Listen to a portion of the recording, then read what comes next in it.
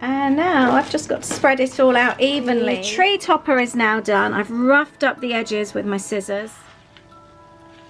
Claire, this must have taken you so long. Oh, wow. It doesn't look much like a cake at the moment. I really feel like this is a bit of an experiment. Good morning, welcome back to a new Vlogmas video. It is an early Tuesday morning.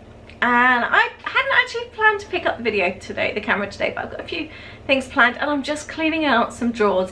Anyone else feel like you just want to spring clean before Christmas? And I hadn't even planned to do this. I've got some bread about to go in the oven that I'm making, and I want to make a coffee, and then I've just randomly started cleaning out the cutlery drawer.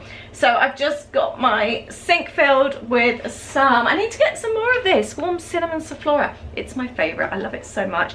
And I'm just cleaning out the drawers. The drawers are actually all tidy since I decluttered them quite some time ago, and I've got all the new containers and that in place inside. They stay tidy, but they do get messy. So I've just taken them out. Everything is actually in its place and here, but it gets crummy, as you can see. Even though everything clean that goes in here, it still gets dirty. So I'm going to wipe over the liners and make everything clean. And my hair's in here as well. My hair just gets everywhere. It's disgusting. And it's also a really good time to go through and throw away anything you don't need. I've got loads of medicine spoons and little spoons. Don't know where they've come from, but I don't need them. And bottle tops as well. I tried to keep all the bottle tops, the reusable ones, in here, and they've overflowed, and I've got absolutely loads, so I'm going to get rid of some of those as well. That looks so much better. Nice and clean. I cleaned underneath the liner as well, pulled everything out, took all the cutlery out, so it's spotless and smells lovely. I'm now going to wrap up some birthday gifts. A friend of ours has a birthday today. We're going out tonight. One of our closest friends down the road has a birthday and we're all going out for dinner. I'm really looking forward to it. Her hubby has a birthday as well, just a few days later. So I've actually done a joint gift this year. I've made them a date night bag. I'm going to label it as date night bag. And we've basically bought chocolates. We've got Prosecco in there. We've got couple of types of like crackers. I've even got baguettes to put in the oven, and what else, I don't know, there's other bits and pieces in there. And I've got some cheeses, different types of, you know, like the Christmas cheeses where they're all waxed around the outside, those in the fridge, and one of those, you know, the ceramic pots, the cheese melting pots as well. They love all that kind of thing like we do, to put in the oven. So I'm doing like a date night bag, so everything is in there for their date night. I thought that would be a really nice idea, just something a little bit different.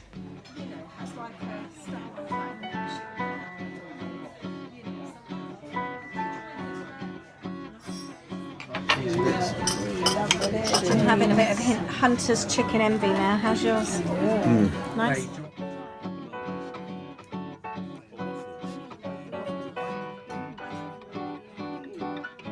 It's time for the Christmas nuts. I am doing a whole mix of pecan, cashews and almonds, but I think you can probably pretty much do any.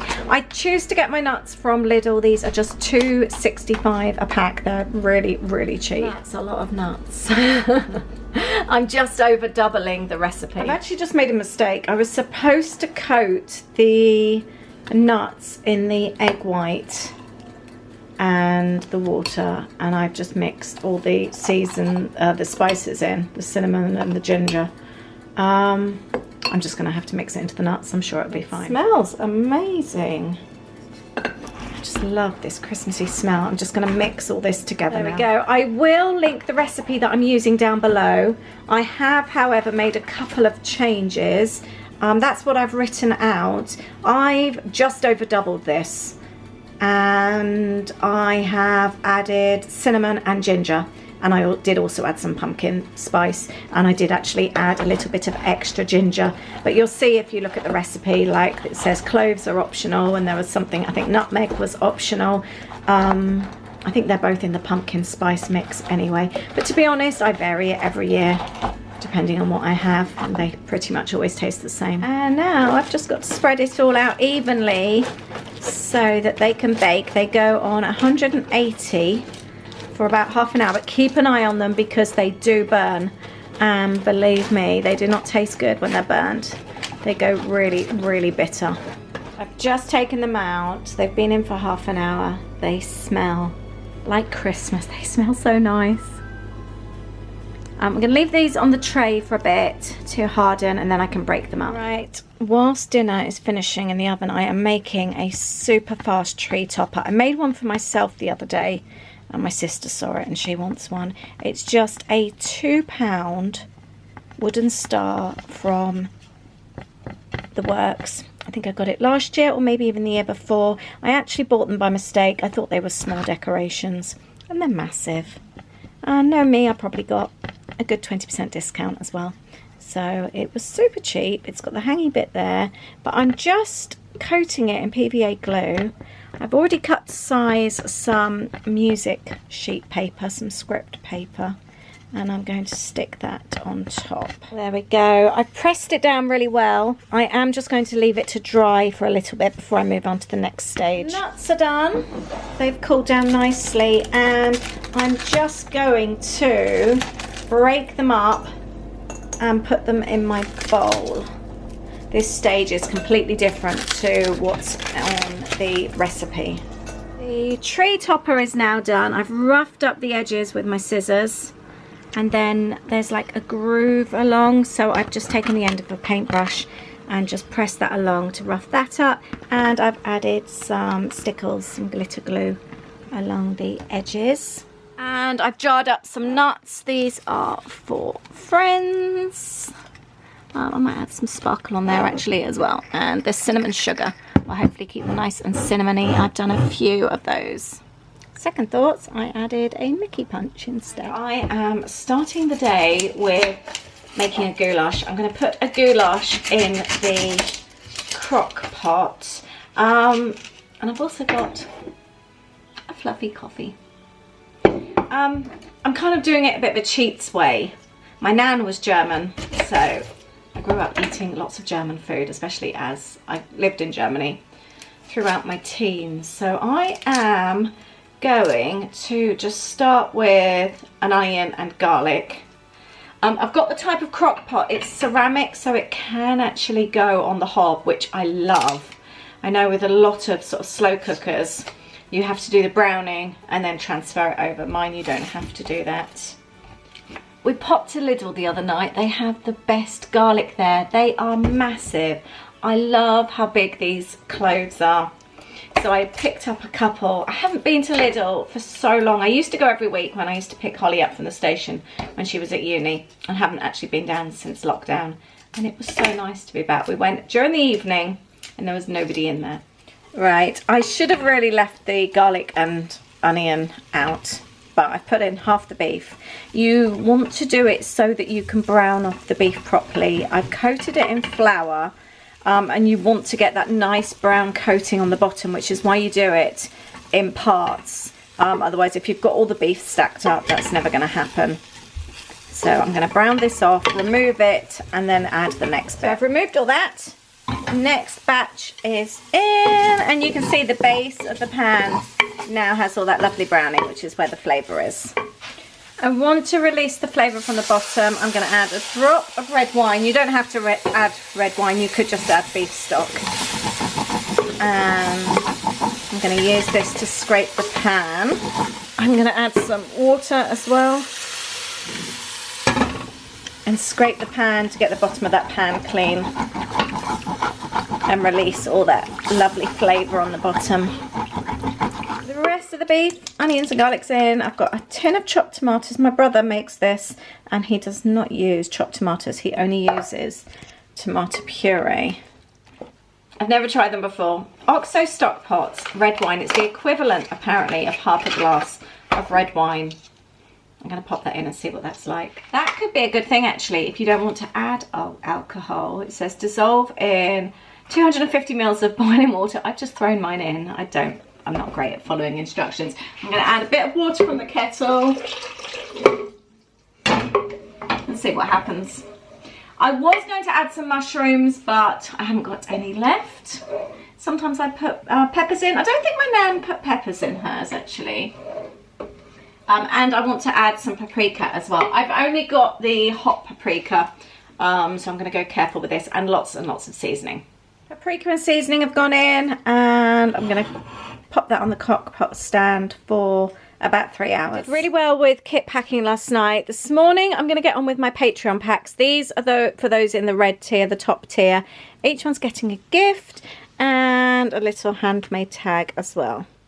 It's lunchtime, desk is clear, all the Patreon gifts are packed, and they're getting their kits early this month. I didn't end up having anything to eat yet. It's 1:10, so we've decided to have a really early dinner. Going to eat now. I've got some pasta on to go with the goulash, and then we'll just have a snack later on. We're both going to be working late. I think we worked till about 10 o'clock last night. Aid on accounts, me on boxes, and then we took a cup of tea and a M&S lemon Danish to bed last night. It was really nice.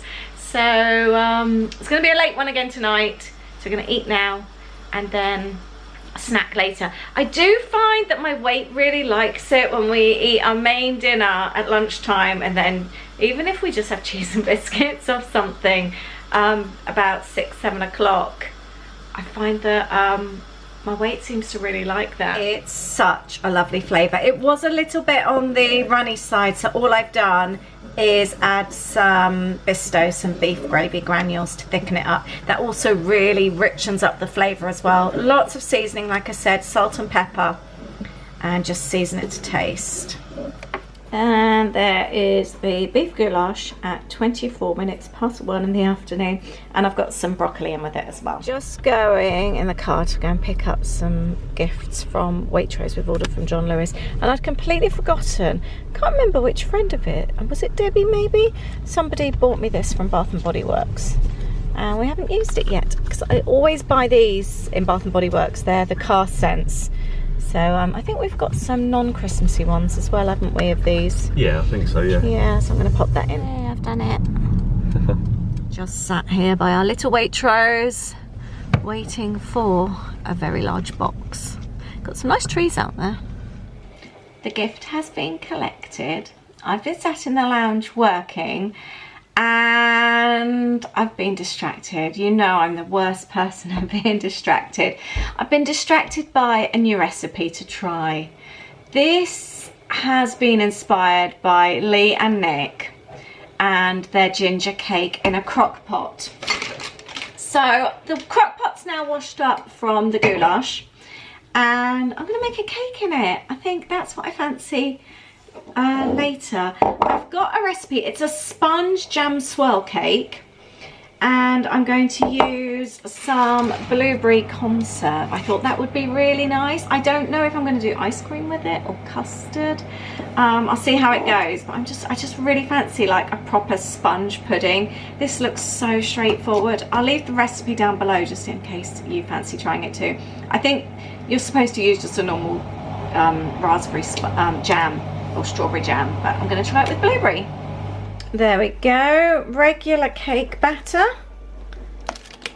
I'm actually wondering if my slow cooker's a bit big for this recipe. I've spotted in some blueberry jam. Let's mix that over a little bit.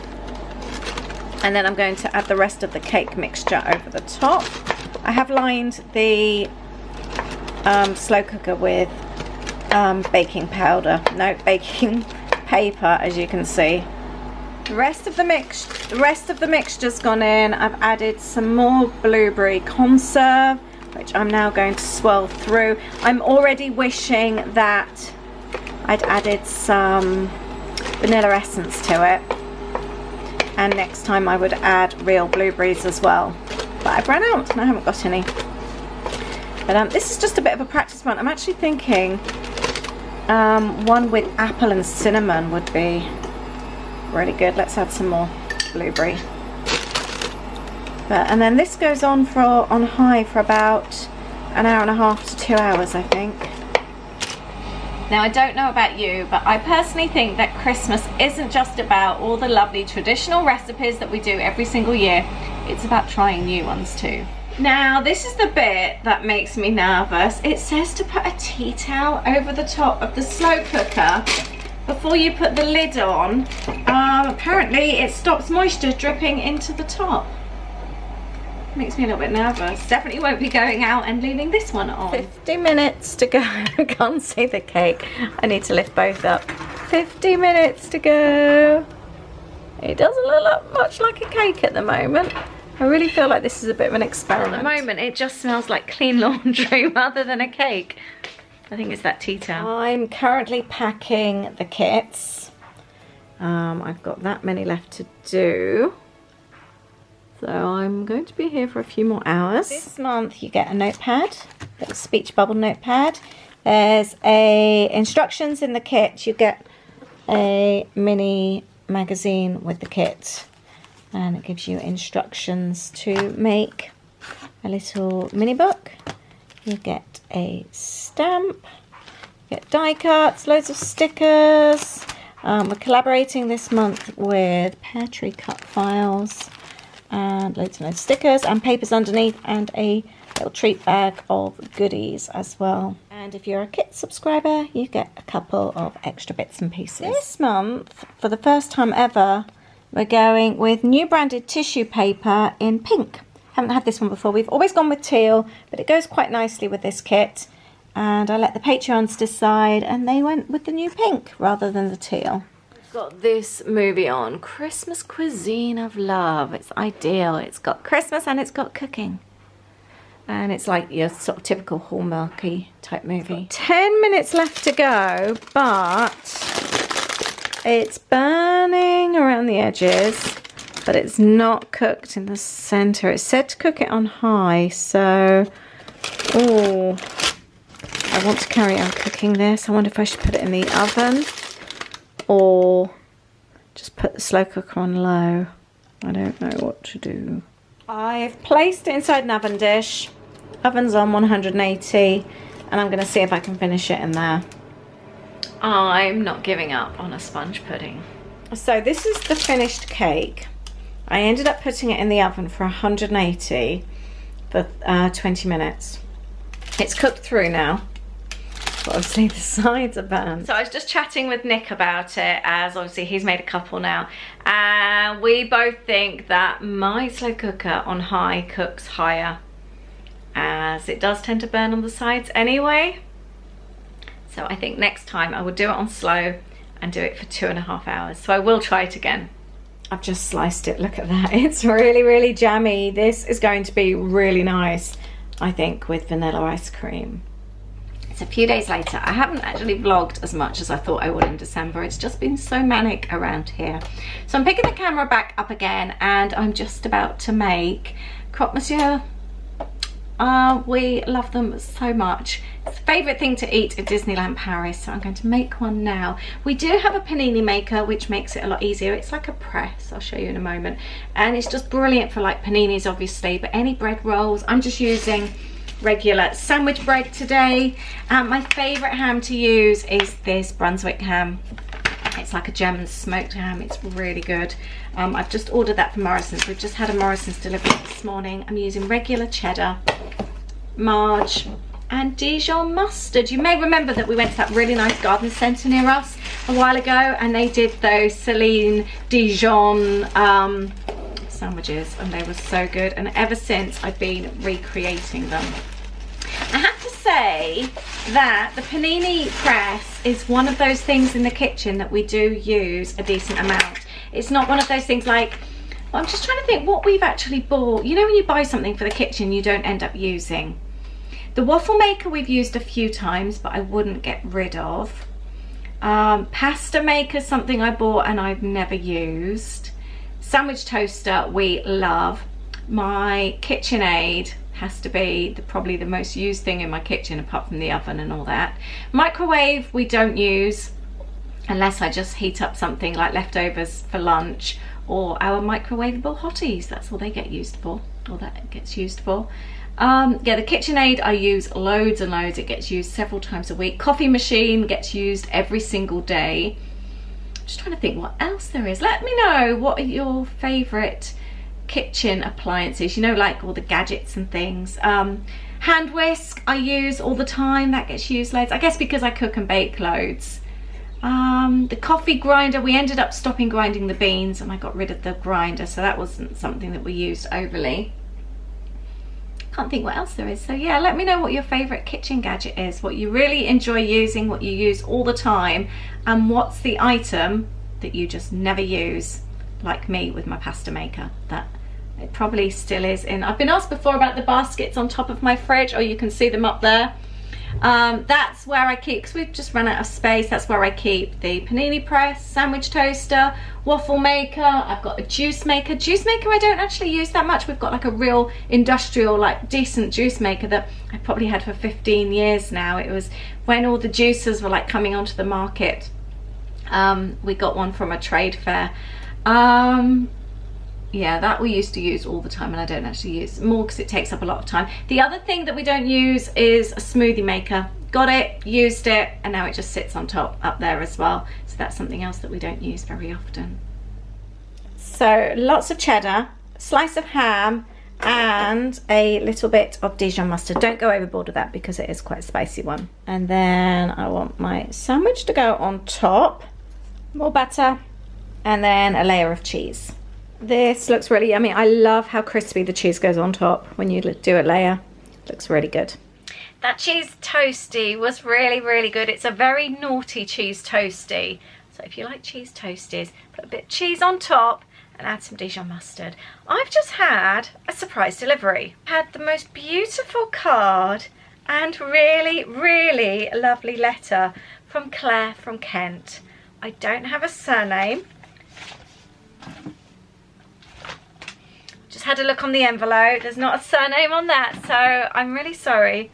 But Claire from Kent, that is one of the loveliest letters I've ever received. Thank you so much. And I've got 3 little parcels to unwrap as well. Thank you, Claire. That's so thoughtful. Love the tissue paper. I shall definitely be keeping that for my journals. Oh, now Claire said that they are also a Disney family. That's so cute.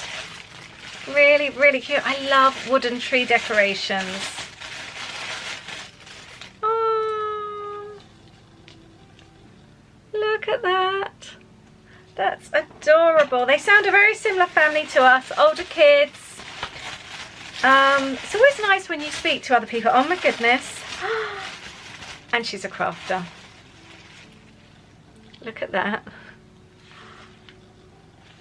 Claire, this must have taken you so long. Oh, wow. I'm going to put this on my desk and flick through with you. Look.